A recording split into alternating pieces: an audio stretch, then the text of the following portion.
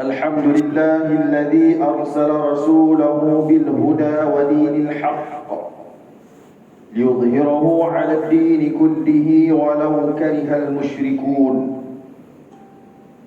أشهد أن لا إله إلا الله وحده لا شريك له، وأشهد أن سيدنا محمدا عبده ورسوله. اللهم صل وسلم وبارك على سيدنا محمد وعلى آله وأصحابه ومن تبعهم بإحسان إلى يوم الدين. أما بعد، فيا عباد الله، اتقوا الله حق تقاته ولا تموتن إلا وأنتم مسلمون. أعوذ بالله من الشيطان الرجيم. يا أيها الذين آمنوا اتقوا الله ولتنظر نفس ما قدمت لغد واتقوا الله إن الله خبير بما تعملون. Yang bermaksud, wahai orang-orang yang beriman, bertakwalah kepada Allah dengan mengerjakan suruhannya dan meninggalkan larangannya. Dan hendaklah tiap-tiap diri melihat dan memerhatikan apa yang ia telah sediakan dari amal-amalnya untuk hari esok, yakni hari akhirat. Dan sekali lagi diingatkan, bertakwalah kepada Allah. Sesungguhnya Allah amat meliputi pengetahuannya akan segala yang kamu kerjakan. Sidang Jumaat yang dirahmati Allah sekalian, saya berpesan kepada diri saya sendiri dan seterusnya kepada sidang hadirin sekalian, marilah sama-sama kita bertakwa kepada Allah dengan kita mentaati segala titah perintahnya, dan dalam masa yang sama kita meninggalkan setiap larangan dan tegahannya. Sesungguhnya kebahagiaan menanti buat mereka yang bertakwa kepadanya di dunia dan juga di akhirat. Muslimin sidang Jumaat rahimahumullah, tahun 2021 ini merupakan tahun kedua wabak COVID-19 melanda dunia. Banyak pengalaman pahit manis yang dilalui sepanjang perjalanan menghadapi pandemik ini. Antaranya pengalaman menjalani Perintah Kawalan Pergerakan PKP, amalan norma baharu dan SOP yang dikemas kini dari masa ke semasa, sehingga ada segelintir dari kalangan masyarakat yang mula merumut dengan ungkapan, kami dah penat dengan SOP. Sebenarnya, situasi yang berlaku ini adalah antara kesan psikologi akibat daripada kelesuan pandemik. Pertubuhan Kesihatan Sedunia WHO mendefinisikan kelesuan pandemik sebagai tindak balas semula jadi yang dijangkakan terhadap kesukaran yang berlanjutan dan berpanjangan dalam kehidupan seseorang disebabkan oleh pandemik. Rasa tidak puas hati, terasing dan putus asa adalah antara ciri-ciri kelesuan ini. Kelesuan ini mempunyai implikasi yang tersendiri. Contohnya, kesan psikologi sehingga mampu menyebabkan masyarakat ada yang mula mengambil sikap acuh tidak acuh dalam pematuhan SOP. Masyarakat juga mula menjadi lesu dan secara tidak langsung mengabaikan SOP yang ditetapkan. Sidang Jumaat yang dikasihi sekalian, sifat sabar adalah penawar bagi menghadapi kesukaran, menghadapi kelesuan pandemik ini. Kita sedia maklum bahawa Salah satu bentuk sabar yang dituntut agama adalah ketika menghadapi musibah yang menimpa. Musibah terdapat dalam bermacam-macam bentuk. Perlakuan buruk orang lain terhadap kita adalah musibah. Begitu juga penyakit yang menimpa adalah musibah. Kemiskinan, penderitaan hidup, kemalangan, kehilangan jiwa, kerosakan harta benda dan sebagainya.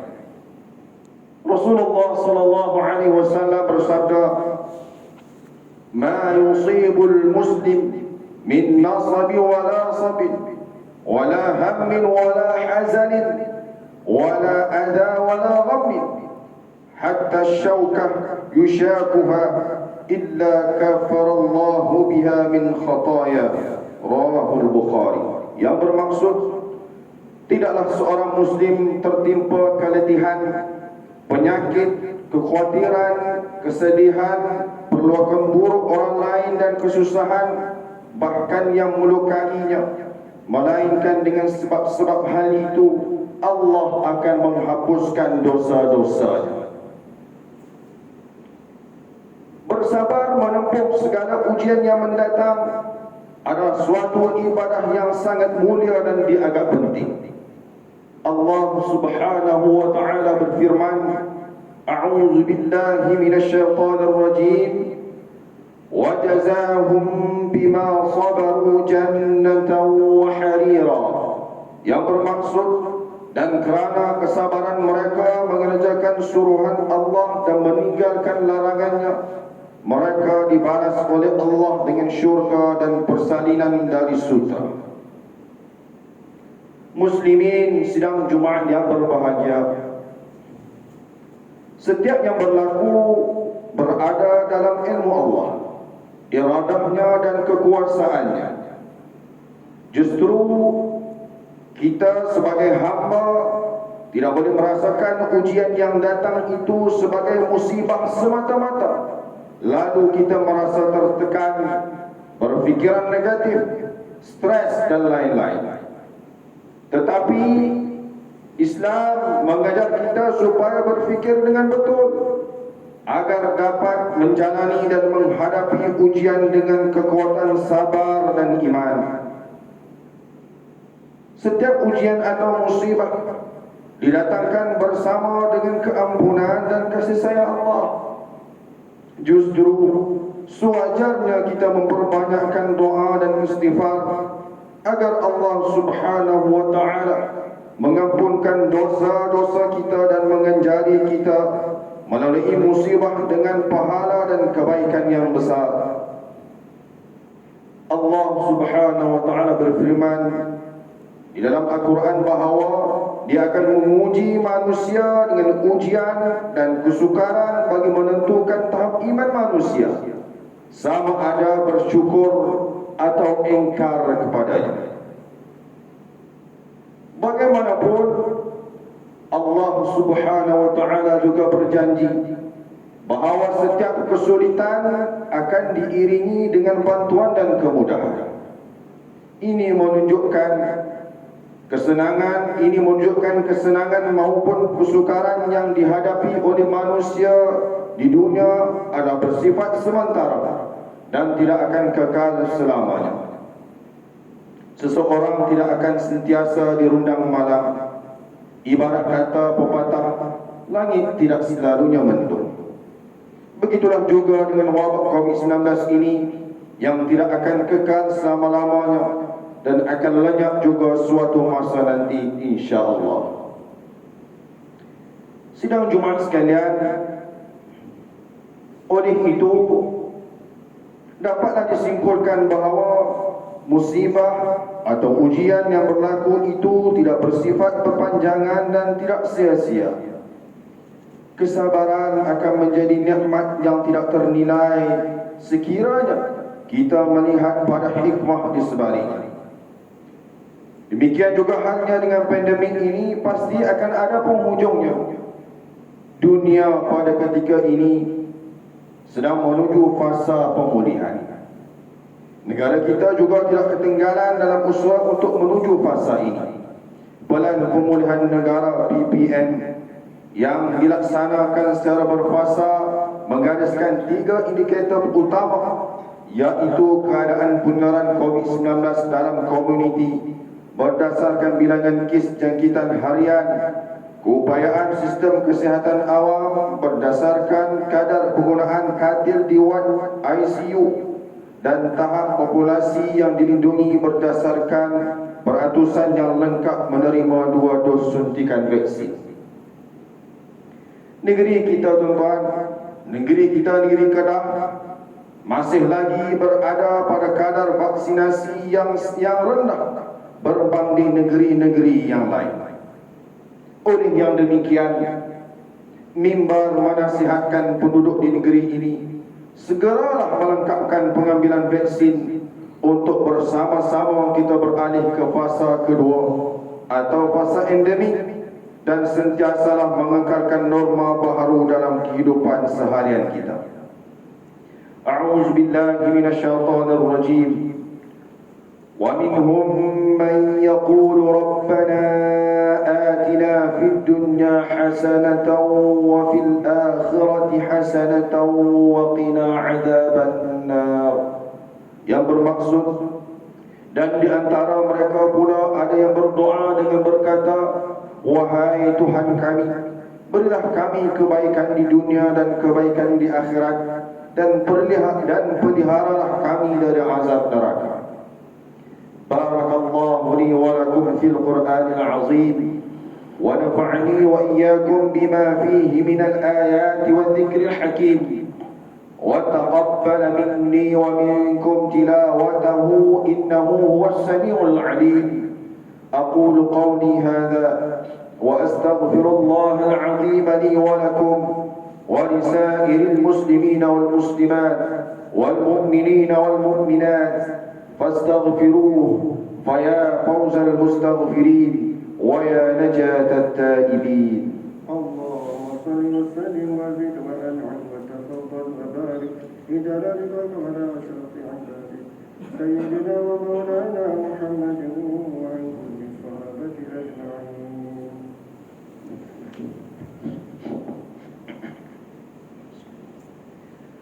الحمد لله حمدا كثيرا كما أمر.